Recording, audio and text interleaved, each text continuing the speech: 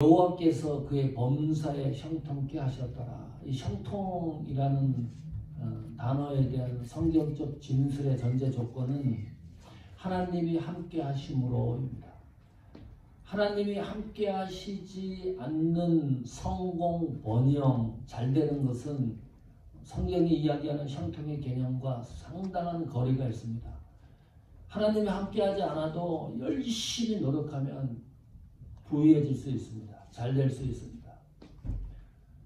범죄하고 사기치고 그래서도 부유해질 수도 있고요. 그러므로 하나님이 함께 하심으로 형통케 된다는 말은 하나님 뜻이 이루어지는 일, 그것이 형통이라는 의미입니다. 하나님의 계획과 의지와 섭리, 뜻이 성취되는 사건, 그것이 성경이 말하는 형통입니다. 창세기 39장부터 50장까지 중심 내용이 요셉에 관한 이야기입니다. 그 이후에 기독교 역사에 엄청난 대변혁이 일어나는데 출애굽 사건이 성경에 기록됩니다.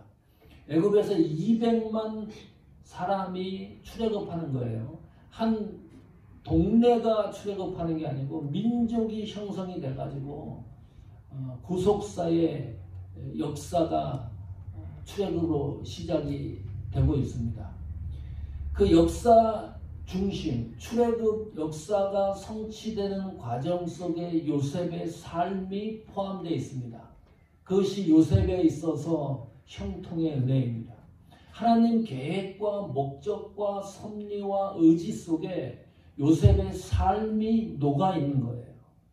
그것을 우리는 형통이라 이렇게 부릅니다. 자, 그러면 오늘 하나님이 함께 함으로 형통케 된 사람의 특징이 뭘까? 그 세 가지를 창세기 39장 말씀에서 찾아보려고 합니다. 그 첫 번째가 하나님의 함께함으로 형통한 사람의 특징, 첫 번째는 생각과 판단을 하나님 기준에서 결정한다는 거예요. 하나님 관점에서 결론을 맺는다. 창세기 39장 7절입니다. 같이 읽습니다. 시작. 그 후에 그 주인의 처가 요셉에게 눈짓하다가 동침하기를 청하니, 그 주인은 보디발이고 처는 그 보디발의 와이프입니다. 요셉에게는 사모님이겠죠. 사모님이, 그 집의 사모님이 눈짓하다가 동침하기를 청했다. 무슨 말이에요? 네, 성적인 유혹입니다. 요셉의 생애에 있어서 가장 악조건입니다. 최악의 유혹의 현장을 요셉이 맞닥뜨린 거예요. 그 집의 사모님이 요셉에게 잠자리를 같이 하자고 시험 유혹을 하고 있는 거니까 이 보통 위기 상황이 아닙니다. 여기 보니까 그 후에라는 말이 있습니다. 이것은 요셉이 시험을 당하는 그 시대적인 상황을 이야기합니다. 그 당시의 환경을 이야기를 합니다. 어떤 환경이었을까요? 창세기 39장 6절 보십시오. 이렇게 기록합니다. 주인이 그 소유를 다 요셉의 손에 위임하고 자기 식료 외에는 간섭하지 아니하였더라 그랬어요. 보디발이 집에 있는 모든 소유를 요셉의 손에 위탁을 했습니다. 위임한 거예요. 매니저가 된 거예요. 이런 일이 일어날 수가 있을까요? 노예는 노예지 노예 신분이 변화되는 일도 없고, 그 시대가 시대적 상황으로 생각을 해도 노예가 그 집에 들어가지고 주인의 모든 소유를 위임하는 일은 없습니다. 그런 일이 일어나지 않습니다. 노예는 노예지. 그런데 이상하게도 요셉은 이 보디발에 의해서 그 집의 모든 소유를 위임해서 그것을 관리하는 위치, 직위까지 올라갔습니다. 이게 무슨 말이에요? 하나님이 하신 일이지요. 이것이 형통입니다. 안 되는 상황인데 그 환경을 하나님이 요셉을 향해서 형통케 하신 일입니다. 자, 그런데 요셉이 모든 일을 위임하고 있을 때 요셉이 노예의 신분에서 올라갈 수 없는 직위까지 올라간 겁니다. 최상의 직위까지 올라간 거예요. 노예로 봤으면 노예로 이 삶을 해석을 하면 노예인 삶이었던 이 요셉이 완전히 성공한 겁니다. 잘된 겁니다. 직위도 올라갔으니까요. 그런 일이 일어나지 않는데 우리가 순간마다 시험과 유혹을 당할 때가 있습니다. 사단의 시험에 넘어지기도 하고 그런데 시험 당하는 시점을 생각하면 잘 나갈 때가 많습니다. 성공할 때가 많습니다. 내가 높아져 있을 때가 많습니다. 그때 시험과 유혹을 제대로 정리를 안 하면 모든 것이 일순간에 무너집니다. 요셉이 그것을 지금 당하고 있는 시점입니다. 자, 요셉의 유혹당하는 결정적 이유가 뭐지요? 여기 39장 6절 다시 보시면 요셉은 용모가 준수하고 아담했다. 다른 말로 하면 외모가 특출났던 거예요. 미남이었습니다. 신체도 좋았다는 얘기예요. 그 외모를 보고서 보디발의 와이프가 계속 유혹을 하는 거예요. 그 결혼정보회사라든지 잡코리아에서 그 리서치를 했는데 설문을 했거든요. 이 여성들이 남자를 처음 봤을 때 어디에 끌리는가, 어디를 첫 인상 보는가 그랬더니 얼굴을 본대요. 그리고 몸을 본대요.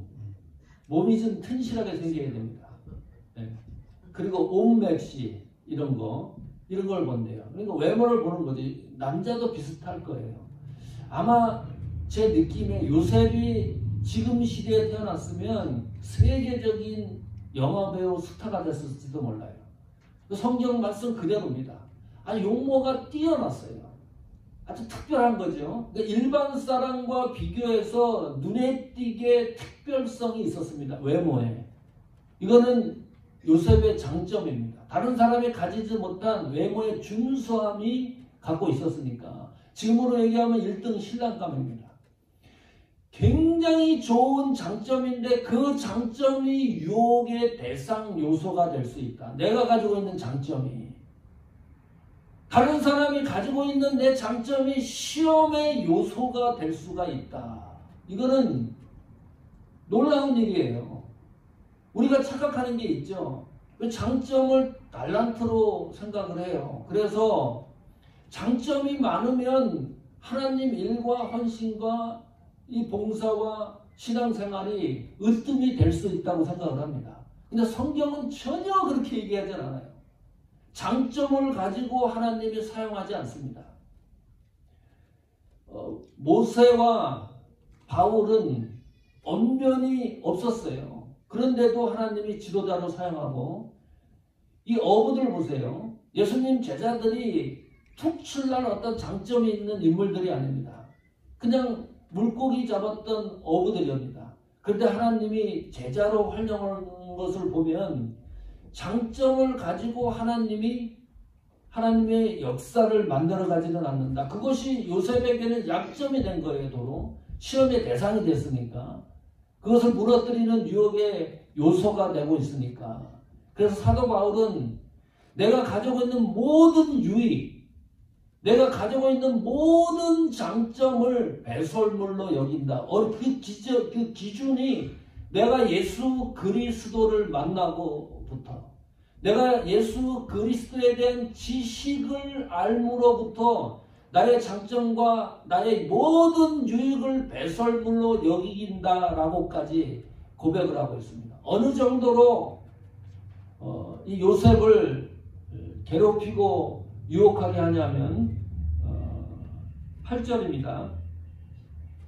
39장 10절 한번 읽어볼까요? 시작. 여인이 날마다 요셉에게 청하였으나 요셉이 듣지 아니하여 동침하지 아니할 뿐더러 함께 있지도 아니하니라. 이때 요셉의 나이가 몇 살이었을까요? 17살에 노예로 팔려가거든요. 이제 많이 잡으면 30살에 애굽의 총리가 됩니다. 요셉이. 그러면 이때 요셉의 나이를 많이 잡으면 10년 끄트머리, 그러니까 27세입니다. 아무리 적게 잡아도 20대 초반이에요. 혈기가 왕성할 때입니다. 여기 잘 보면 여인이 날마다 요셉에게 청했다. 여기 날마다 청했다고 하는 것은 요셉이 무너질 수밖에 없는 확률이 100%였다는 거예요. 그걸 27세 젊은 청년이 이겨내요. 그 유혹을 끊어내요. 그 끊어내는 이유가 뭘까요? 어떤 것으로 요셉이 그 문제를 해결할까요? 창세기 39장 9절 보십시오. 같이 읽습니다. 이 집에 나보다 큰 이가 없으며 주인이 아무것도 내게 금하지 아니하였어도 금한 것은 당신뿐이니 당신은 자기 아내임이라. 그런즉 내가 어찌 이 큰 악을 행하여 하나님께 득지하리이까. 가장 중요한 포인트가 이 유혹을 끊지 않으면 그 행위가 하나님 앞에 죄가 되기 때문이다. 다른 이유가 아니에요.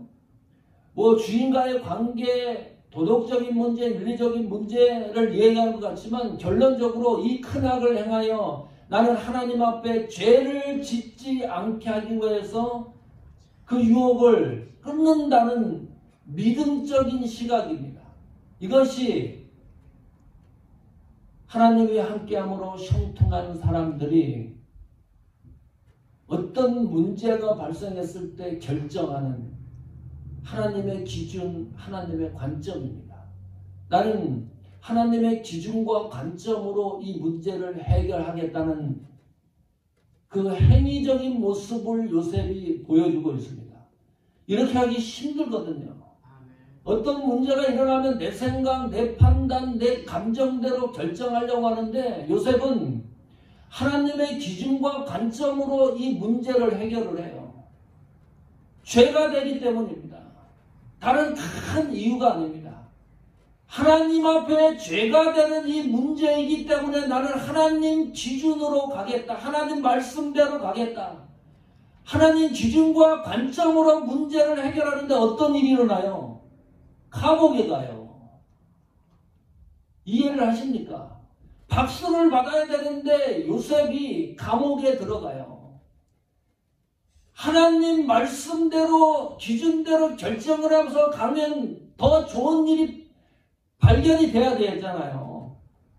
그 일이 빨리 요셉에게 이루어져야 되는데 하나님 말씀대로 결정을 했더니 요셉은 죄를 지은 일이 없는데 감옥으로 들어갑니다. 그래서 하나님이 요셉을 하나님이 함께 하심으로 형통케 하시는 거예요. 이 놀라운 하나님의 은혜의 신비를 이해하십니까? 그러기 때문에 하나님이 요셉을 붙들고 있는 거예요. 하나님 말씀대로 기준대로 관점대로 가고 있기 때문에 하나님이 요셉을 그대로 방치할 수가 없는 거예요. 두 번째 이유가 뭘까요?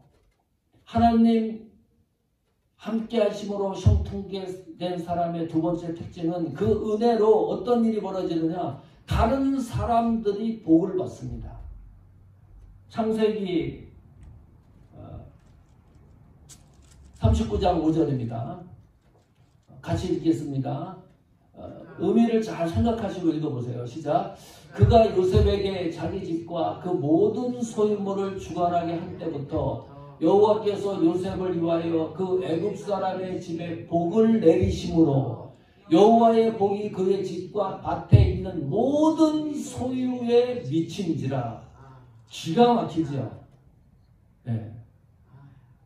보디발 집에 하나님의 복을 쏟아붓는데 여호와의 복이 애굽 사람의 집에 복을 내리심으로 여호와의 복이 집과 밭에 있는 모든 소유에 미친지라.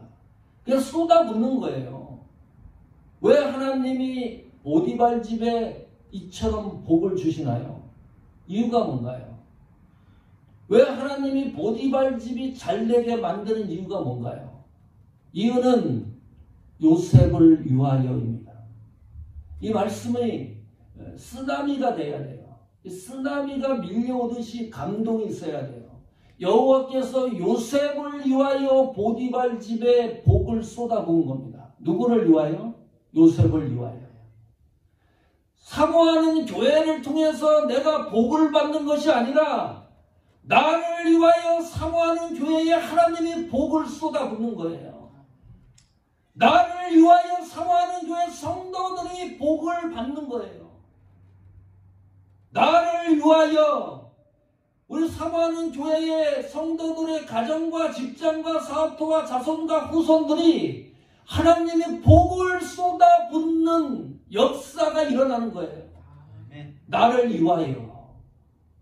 이 포인트가 요셉을 위하여. 이런 은혜가 어디 있습니까?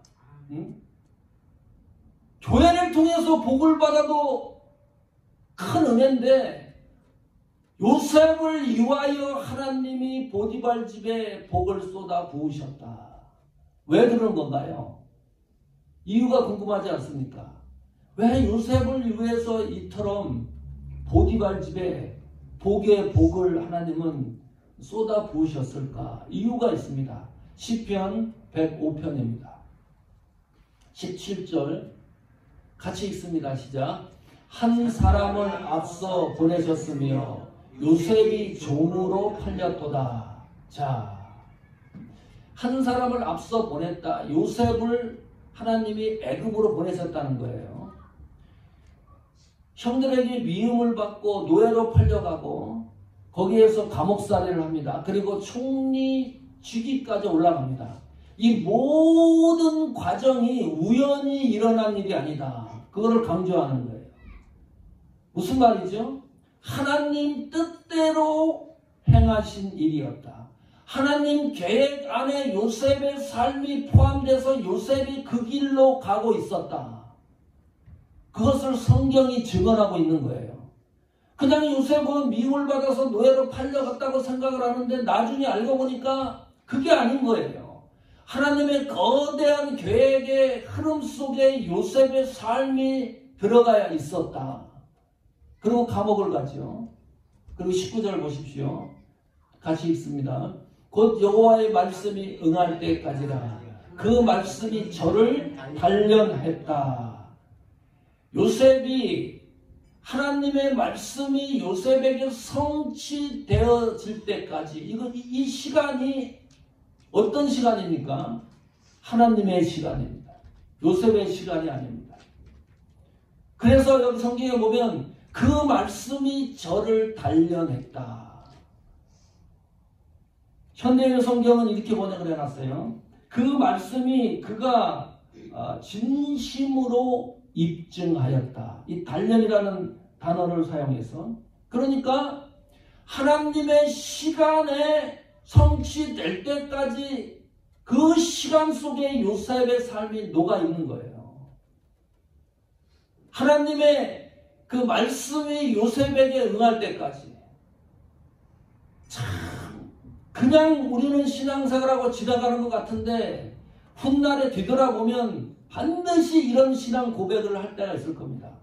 내가 신앙의 여정을 가만히 보니까 하나님 계획 안에서 하나님 섭리 안에서 내가 걸어가고 있었다는 것을 고백하게 될 거예요. 그것이 신앙인의 자세입니다. 여호와의 말씀이 요셉에게 성취될 때까지. 그래서 성도의 삶은 내 삶이 아닙니다. 요셉의 삶은 요셉의 삶이 아닙니다. 요셉의 삶은 하나님 속에서 이루어지는 하나님의 삶입니다. 하나님이 내 삶의 기록자입니다. 성도 여러분,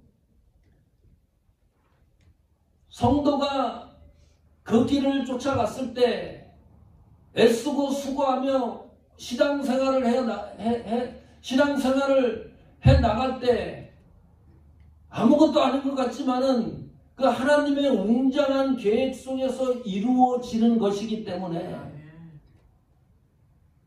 하나님을 믿는 우리는 순간마다 하나님의 기준과 관점에서 문제가 해결을 하셔야 됩니다.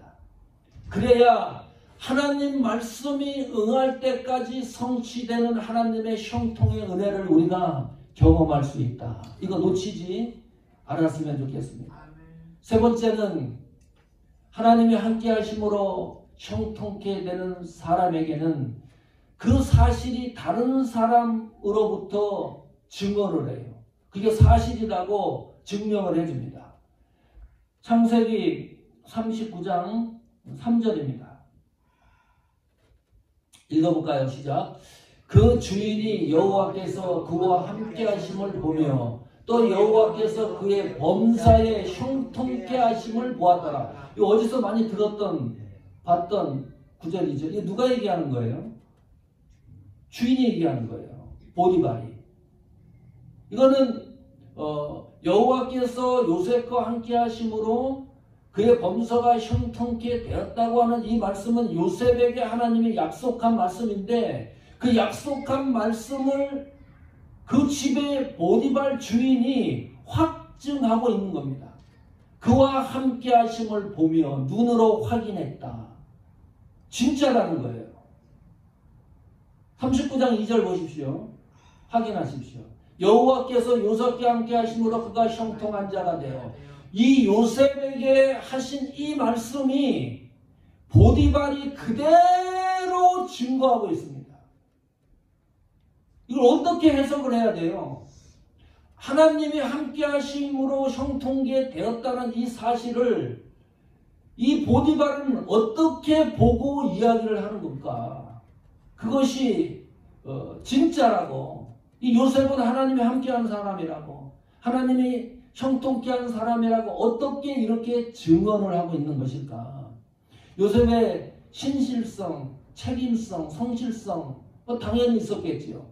그러니까 요셉에게 소유를 맡기고 위임을 하는 거니까요. 그런데 그보다 더한 것은 믿음의 시각으로 믿음의 자세, 신앙의 자세를 목격했기 때문입니다. 이 요셉을 통해서.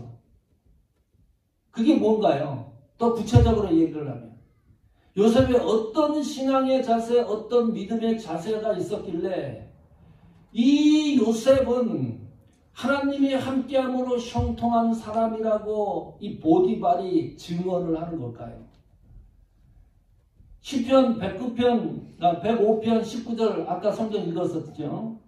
거기 성경에 곧 여호와의 말씀이 응할 때까지라. 그 말씀이 저를 단련했다 그랬어요. 하나님에게 요셉에게 말씀이 응할 때까지, 그리고 그 말씀이 요셉을 단련시키는 광경을 이 보디발 주인이 본 거예요. 자그마치 10년 동안 본 겁니다. 그때 요셉이 나타난 신앙의 자세가 뭘까요? 순종입니다. 하나님 말씀이 응할 때까지니까 그 말씀을 따라갈 수밖에 없는 순종의 자세가 보디발 눈에 띄었기 때문에 보디발이 이 요셉은 하나님이 함께하는 사람이다, 형통한 사람이라고 이야기를 합니다. 순종이 뭔가요? 순종은 그 시간을 내가 정하는 것이 아닙니다. 성경이 말하는 순종이 뭔가요? 그 순종은 방법을 내가 선택하는 것이 아닙니다. 성경적인 순종은 내가 하고 싶지 않다고 포기하는 것도 아닙니다. 그러면 여호와의 말씀이 응할 때까지 단련하는 순종의 자세를 요셉을 통해서 보디발은 볼 수가 없는 거예요. 그 속에서 믿음의 자세, 신앙의 자세, 하나님을 섬기는 자세를 보디발이 목격하고 있었다. 그걸 증언하고 있는 겁니다. 하나님이 함께함으로 형통케 하는 사람은 반드시 누군가에 의해서 이 사람은 하나님의 사람이라고 증언자가 나타납니다. 그것도 믿지 않는 사람들이 그렇게 얘기를 하는 거예요. 요셉이 총리가 되죠.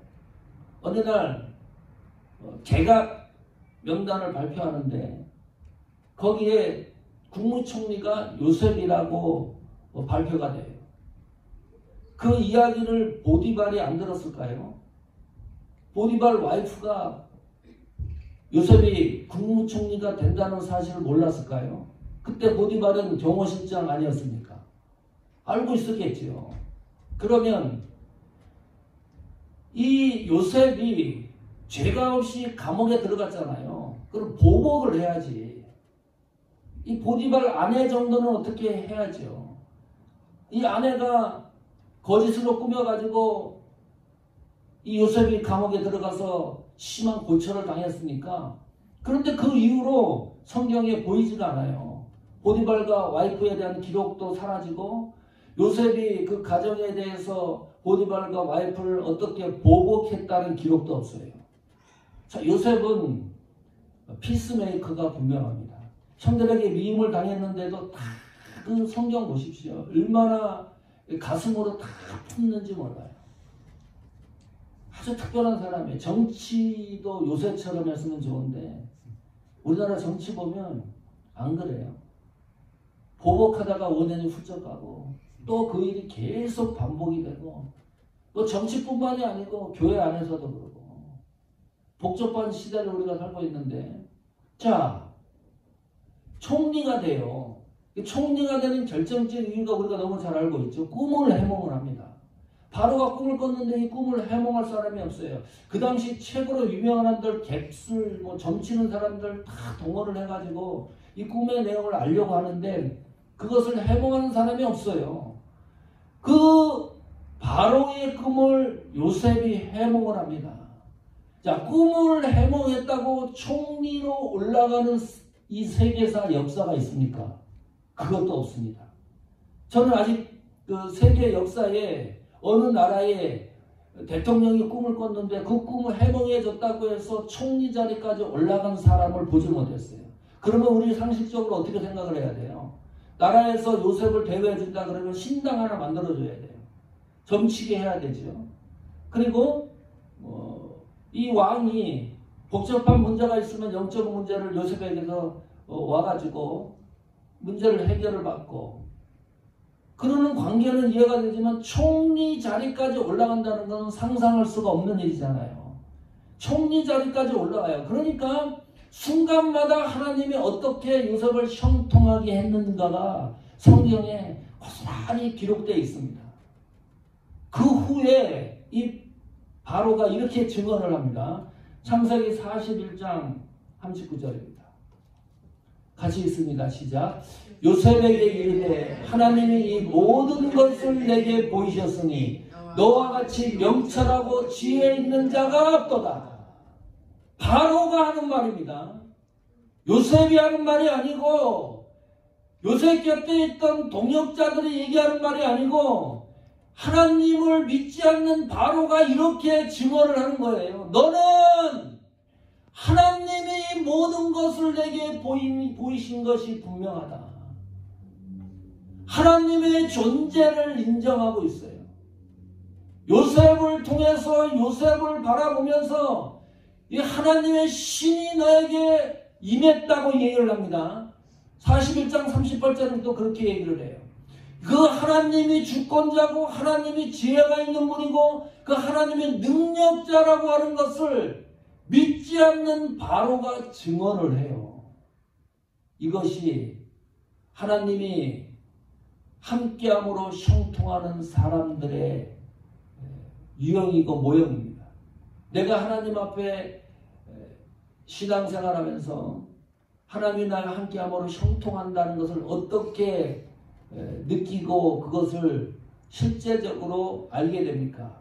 주위에 누군가가 사람들에 의해서 특히 교회를 안 다니는데 이분은 하나님의 사람이고 믿음의 사람이라고 얘기를 한다 그러면 그것을 오늘 말씀에 비추어 보면 다른 사람으로 증거가 되는 거니까 다른 말로 하면 하나님이 함께하고 형통한 사람은 반드시 영향력이 있습니다. 사람들로부터 그런 이야기를 듣는다는 거죠. 신앙의 힘이 어디 있나요? 믿음의 힘이 어디에서 되는 건가요? 오늘 말씀 다시 한번 기억하십시오. 하나님이 함께함으로 형통케 하는 은혜 속에 있습니다.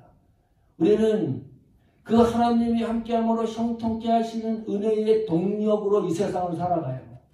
우리가 신앙의 궁극적 목적에 도달하는 것도 하나님이 함께함으로 형통케 하는 은혜 속에서 이루어지는 성취되는 일입니다. 하박국 3장 17절 보십시오. 하나님이 함께함으로 형통케 되는 사실을 하박국 선지자는 이렇게 설명을 합니다. 같이 읽습니다. 시작. 비록 무화과 나무가 무성치 못하며 포도나무에 열매가 없으며 감람나무에 소출이 없으며 밭에 식물이 없으며 우리의 양이 없으며 외양간에 소가 없을지라도 아무것도 없는 거예요. nothing입니다. 무화과나무, 포도나무, 감람나무, 식물, 소출이 없어요. 우리의 양도 없습니다. 외양간에 소도 없습니다. 제로입니다. 홈리스예요. 빛이 없어요. 암흑의 터널입니다. 이 정도면 사람이 어떻게 돼야 돼요? 이것이 어떻게 삶이 될 수가 있어요? 아무것도 없는데, 지푸라기도 없는데, 먹을 것도 없는데, 완전히 제로 상태인데, 그런데 하박국은 이렇게 고백합니다. 3장 18절입니다. 같이 읽습니다. 나는 여호와를 인하여 즐거워하며 나의 구원의 하나님을 인하여 기뻐하리로다. 나는 하나님을 인하여 즐거워하고 나는 오직 하나님을 위하여 기뻐할 것이다. 기뻐할 일, 즐거워할 일이 전혀 없는데 내가 즐거워하고 기뻐하는 이유는 오직 하나님을 인하여 나는 즐거워하고 기뻐한다. 나의 즐거움과 기쁨의 기준이 뭐예요? 무성한 소출이 아닙니다. 우리 안에 소가 있는 것이 나의 즐거움과 기쁨의 기초가 아니라는 거예요. 나의 기쁨과 즐거움의 기초는 하나님 오직 한 분만으로 나는 즐거워하고 기뻐할 것이다. 하박국 3장 19절에 보면 이유를 이렇게 얘기해요. 주 여호와 하나님이 나의 힘이시라. 성도 여러분, 왜 그런가요? 왜 하박국 선지자는 이렇게 고백할 수가 있는 건가요? 하나님이 함께함으로 형통케 하는 사람의 특징이 여기에 있습니다. 하나님이 함께함으로 형통케 하는 사람은 한 가지만 바라봅니다. 하나님을 인하여 즐거워하고 기뻐한다는 사실, 이것이 신앙의 최고의 목적이 되는 겁니다. 내 신앙생활 하는데 이것이 골이 되는 겁니다. 그래서 이렇게 고백을 하는 거예요. 성도 여러분, 우리가 이 세상 살아가면서 나의 삶이 하나님이 함께 하심으로 형통케 되어서 하나님을 인하여 즐거워하고 기뻐하는 사실이 내 신앙의 역사 속에 경험이 되어야 됩니다. 이것이 경험이 안 되면 내 신앙이 실패하는 거예요. 이건 무서운 사실입니다. 신앙은, 믿음은 하나님을 인하여 즐거워하고 기뻐하는 것, 하나님이 나와 함께 하심으로 형통케 한다는 이 사실이 내 삶 역사 속에, 여생 속에, 여정 속에 확인이 되고 증언이 되고 분명하게 만져질 수 있는 그런 신앙의 복된 여정이 되기를 간절히 축복합니다.